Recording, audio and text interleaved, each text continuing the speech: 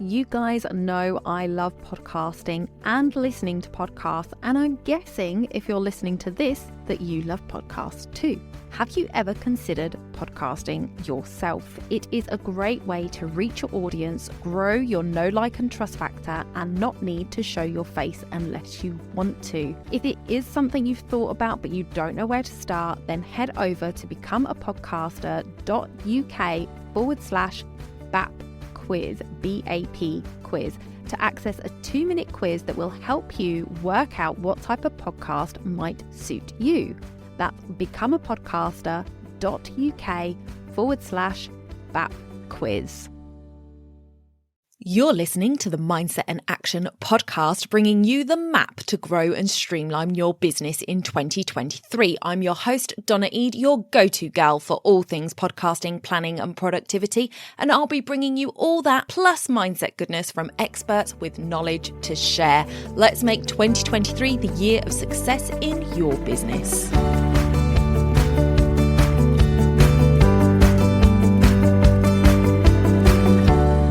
Welcome back to the podcast. I am so excited to have you here for a really different type of episode. So I decided that I was going to do an episode that was a bit more interactive, as it were, and let you guys ask me some questions. So back in September, I asked my audience on Instagram and LinkedIn and in my emails to send me some questions of things that they wanted me to answer. So if you sent me a question, then this is being answered now. The other different thing to this episode is that I'm actually streaming this live on Instagram as I speak. So if you are live in the chat with me on Instagram, say hello. I'm really excited to have you here along for the journey, and I will be answering questions from the chat as I go as well. So the first question that I was asked was, what kind of podcasts do you listen to? So I thought this was a really interesting question, and I think it's actually a question I should start asking my guests. I often ask what their top book is, but what podcasts they listen to, I think would really tell you a lot about who they are as a person. So my podcast choices are a little bit eclectic. So I have business podcasts is my main staple of podcasting. I really like the Not for Lazy Marketers podcast by Emily Hirsch. That's a really good one. Amy Porterfield and the Online Marketing Made Easy podcast. I really enjoy listening to Kelly Moser of the Aligned Success podcast. And there are a few others in there as well. I do really enjoy The Diary of a CEO, but I don't actually like listening to that. A lot of podcasts I find when you are in the car and you've got the engine running and stuff, and 22% of people actually listen when they're in the car. I find that Diary of a CEO is a little bit too quiet to listen to in the car. Like, I turn my phone up full volume, I turn the car stereo up to full volume, and it just isn't loud enough for me to be able to hear properly. So I will usually watch that one rather than listen to it. And also Ramit Sethi's podcast. So if anybody doesn't know who Ramit Sethi is, he is an American money coach, and I really enjoy listening to his podcast. But again, he has guests on, and when they're coming through on Zoom, but he's set up in his professional situation with his microphone, the audio is often quite different. So I'll hear him clearly, but I won't be able to hear what his guests are saying. So that is one that I also watch on YouTube. But as for non-business related podcasts, I listen to Corinne Crabtree, and her podcast is Losing 100 Pounds. I don't have 100 pounds to lose, but I do enjoy her method of teaching. She is a little bit sweary. She is from Texas, and I love a good accent, as you all know. So that's one that I enjoy. I like to listen to Francesca Amber and her podcast. She's a UK podcaster, and she has the what's it called? Oh, I've forgotten what it's called. The Law of Attraction Changed My Life, I think it is. I think it's that. So I will check. I will link all these in the show notes for you guys if you want to go over and check them out. I do listen to some what I call trashy podcasts. So Lala Kent, give them Lala podcast. I sometimes listen to the Shenanigans podcast. So as you may guess from that, if you know, I'm a bit of a Vanderpump Rules fan. So I like to listen to the gossipy stuff that they talk about sometimes. But that's when I'm really just trying to zone out. And then I also do listen to some true crime podcasts. But again, I tend to watch them on YouTube rather than listen to the audio, because the ones that I listen to often show you sort of pictures of areas and pictures of the people they're talking about and stuff. So I'm interested in all of that. I'm a bit of a true crime junkie, as it were. So those are the kind of podcasts I listen to. I got asked, how did you get into podcasting? And I also got asked, why do you podcast? So I thought I would answer those two together. How did I get into podcasting? Well, around 10 years ago now, I started listening to Amy Porterfield's podcast. She was my first glimpse of what podcasting was about. So I decided to listen to her, and I kept listening to her, and I just never even thought that podcasting was even a thing that I could do. I didn't know it was a thing that you could do in the UK. I thought it was an American thing, and I also thought that you would need a fancy studio, sound equipment, a sound engineer, and all of that jazz to produce a podcast. So it was never on my radar as something that I could do. Now, the other thing that you need to know about me is that I like to talk. Who'd have thunk it?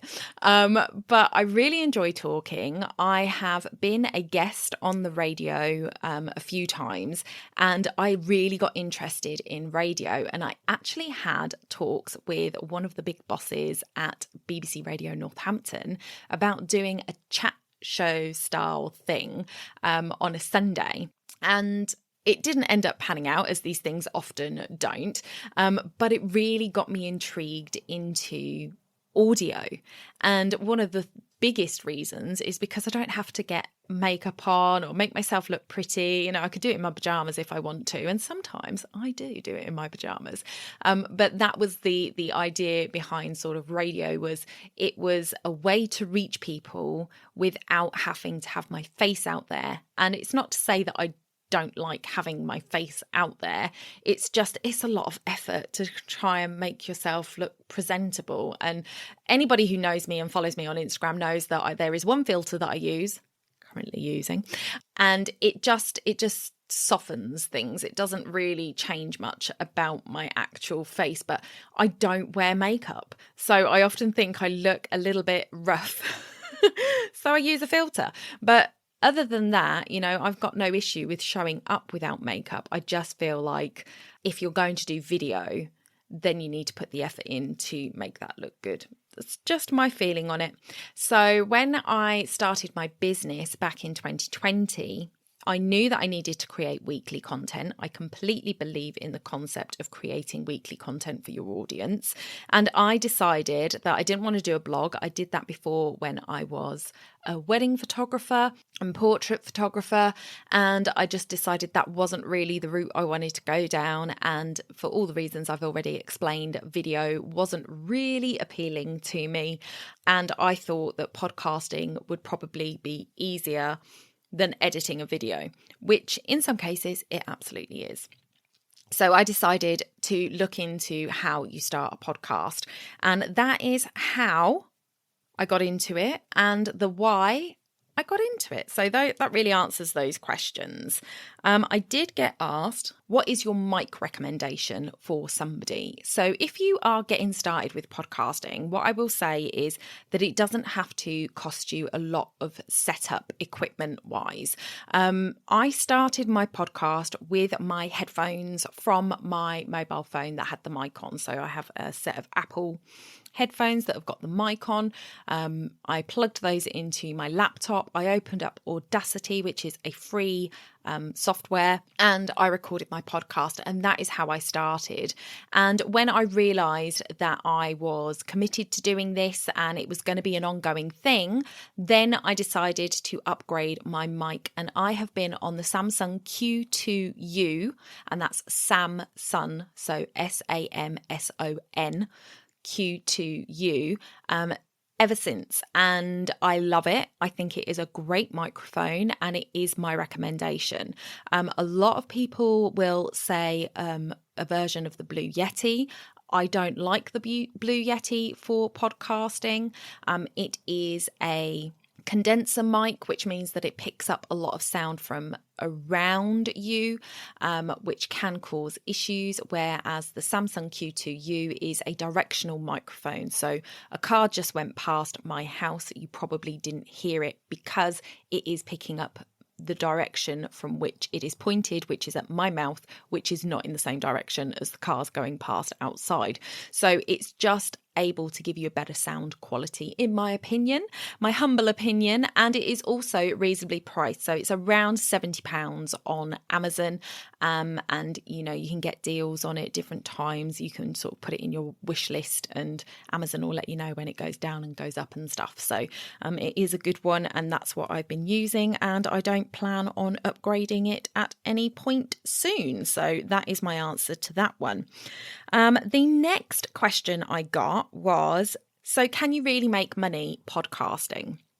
And what I would say to you is, if you are thinking of starting a podcast to make money, then you're starting a podcast for the wrong reason. Because unless you are somebody famous like the Vanderpump Rules cast, or if you are really big in the podcasting space like Stephen Bartlett, Amy Porterfield, Joe Rogan, then you are not going to be able to just podcast and make money. So when people say make money from your podcast, often they're talking about brand deals, sponsorships, and things like that. You need to have a lot of downloads for brands to work with you. Now, there are ways of getting smaller companies to sponsor you and do brand deals. There are companies out there that can help facilitate those negotiations, but you do have to have a really good chunk of downloads to sort of get anywhere with that. And so to me, this isn't the path that you want to go down with podcasting. To me, if you want to make money podcasting, it is selling your own stuff that is going to help you make money through your podcast. And to be honest with you, that is like where most business owners start with their podcast. Amy Porterfield started with selling her stuff. She now advertises on there. She has affiliates with Kajabi. She works with HubSpot, and you will hear those kind of ads within her podcast now. But when she first started, she didn't have any of that. She was just advertising her own stuff. So to me, it is a way of getting your products and your services in front of your audience. And that is where the potential for income comes from with podcasting. Then you can add in the other things as you go and as you grow. But a lot of the times your podcast audience is going to be quite niche. The idea is to get those ideal clients listening to you, those ideal ears listening to what it is that you're saying. So it's not necessary that you're going to have this huge audience from the offset, or that you're going to sort of grow to have a huge audience like, Amy Porterfield, 1 million downloads a month. That is insanity. She is like the top 0.01% of podcasts. That is not natural. Whereas to get to the top 50% of podcasts, you need 30 downloads on your episode in the first week from release. So to get to the top 50, you only need 30 downloads in a 7-day span on an episode, which is actually very doable. But that puts you in the top 50%. So that just gives you an idea of where the percentages are on those downloads from Amy down to 30 is in the top 50% of podcasts. So sort of looking at sponsorships and deals like that, you would have to put in the effort to actually reach out to people who are, smaller businesses that might really find value in your audience, and you would need to show that your audience is an audience of buyers that are ready for what they're selling, and you would have to do some sort of negotiation and work there with them for that. Going to a big company that is working with influencers and all of those different things is going to be quite difficult to get brand deals in that way on your podcast. So that's what I would say about making money on your podcast. Is it worth the effort? So a lot of people are just like, is it worth it, Donna? And to me, 100% it is totally worth it. I think podcasting is a great way to actually connect with your audience. So if you are going to produce content on a regular basis, then I think audio is the most powerful, because 9 times out of 10, people listening to podcasts are listening with their headphones in. That is really intimate. Who gets up that close to a stranger? That is pretty darn close. So if you are looking to really get close to your audience, connect with them on a deeper level, then them being able to hear your voice, which you don't get with a blog, is really, really powerful. And the fact that you get up so close and personal to them is so much better than sort of the other methods of reaching them. So I just think podcasting is great. I think there are ways around it. So another question that I got asked was, I just don't have time. How can I do it quickly? And there are different things that you can do to cut down on the time that it takes to produce a podcast. One is, how long are you going for? I'm like 15 minutes into this particular episode. My episodes tend to run for about 30 minutes on average. But you could do a podcast that was only 15, 20 minutes per episode. That's going to cut down your time, both recording and editing. Use AI features. There is so much help out there now with AI to produce you an outline for your show, to produce show notes for your show, to produce a blog for your show if you wanted to add a blog in. So there are other avenues that you can use that are going to make quick work of some of the things that take a little bit longer in podcasting. And you can outsource. So you can do the recordings, you could outsource the editing and uploading and stuff to a VA if you're at that stage of your business. So saying that you don't have time, I think is an excuse that hasn't been thought out, because there are ways around the time factor. I'm a big proponent for batching. This is the 29th of September as we're recording this, and this is my last episode that I am recording for 2023. I have recorded all the other episodes that are going live this year. So that is really huge. And if you're going to do a seasonal show, then batching will really work and is not going to take up as much time as having a weekly show. So there are ways around the time factor. Okay, so one of the other questions that I got asked, and if you are live on Instagram, please feel free to put questions in the comments and I will answer them. Is it hard to find guests? So, is it hard to find guests? Absolutely not. There are more guests out there than there are podcasts. And there are a lot of podcasts out there that are solo shows that don't do interviews. So if you are looking to bring on guests, which I highly recommend, because that is a way to grow both your audience and their audience, then getting guests isn't difficult. There are groups on Facebook. I will link some of them in the show notes where you can go and look for guests, and where you can let people know that you want to be a guest. You can reach out to podcasts personally and request to be a guest. So you will get DMs. I get them all the time. I get emails from people asking to be on the show. There are a lot of people out there looking to guest on podcasts right now.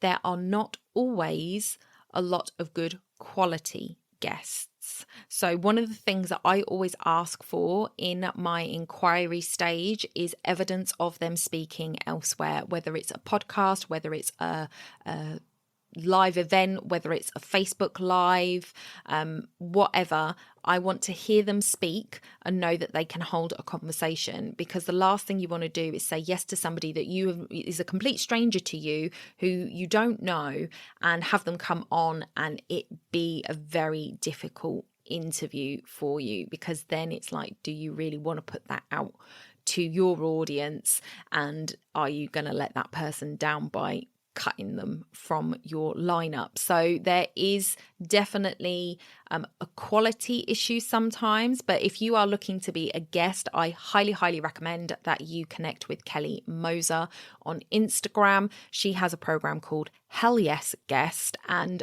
I just love the way she teaches people to apply for guest spots on shows. So I would highly recommend her. I would highly recommend going to her students if you are looking for guests, because those guys, they know what they're doing, which is really great.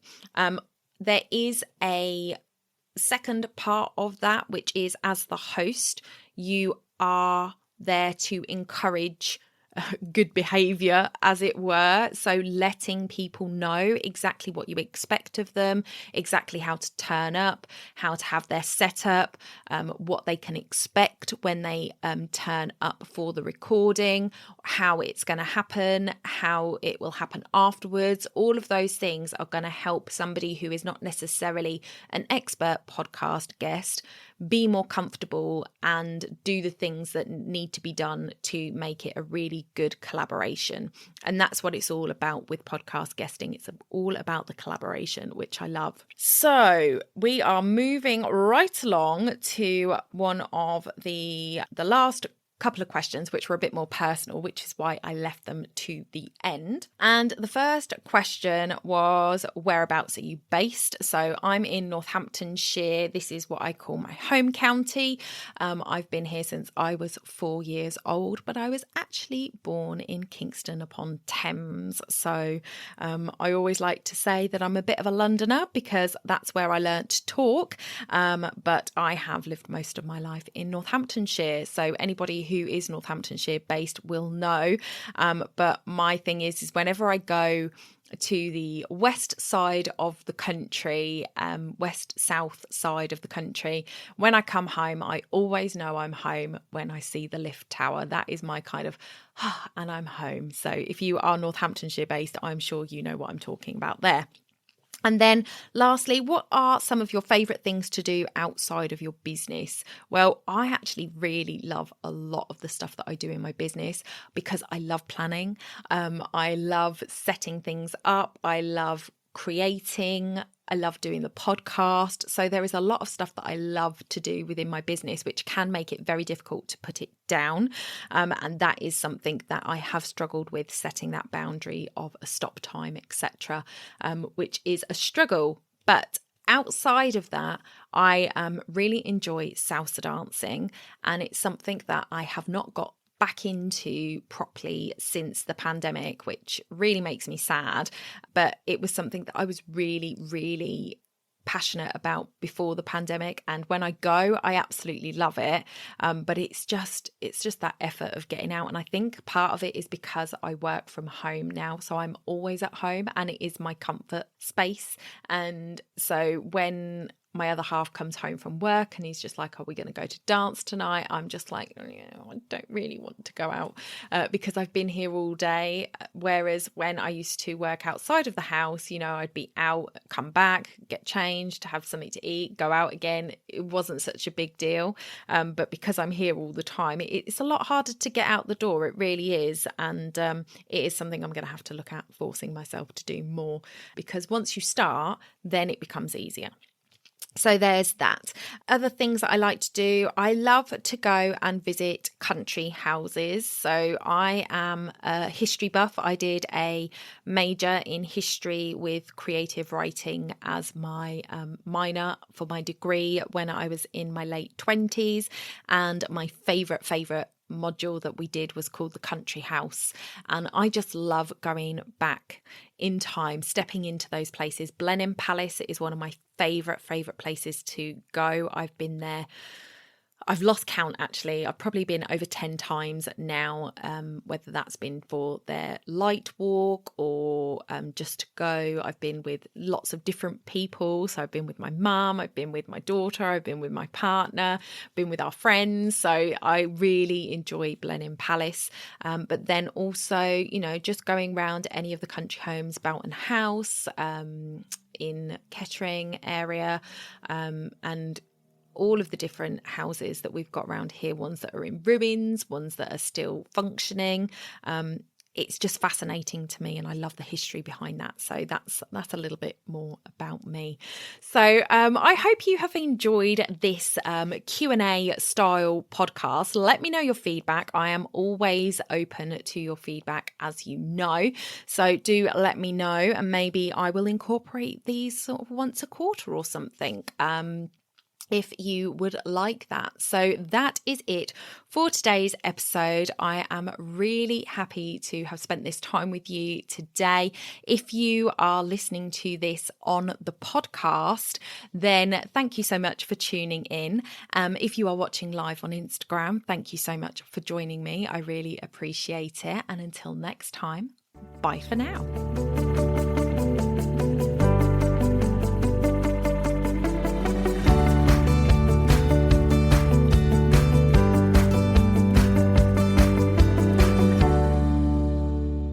Don't forget to hit those stars and leave a review of the podcast where you listen if you found value in what you heard today. It's a free way you can help the podcast reach more people just like you.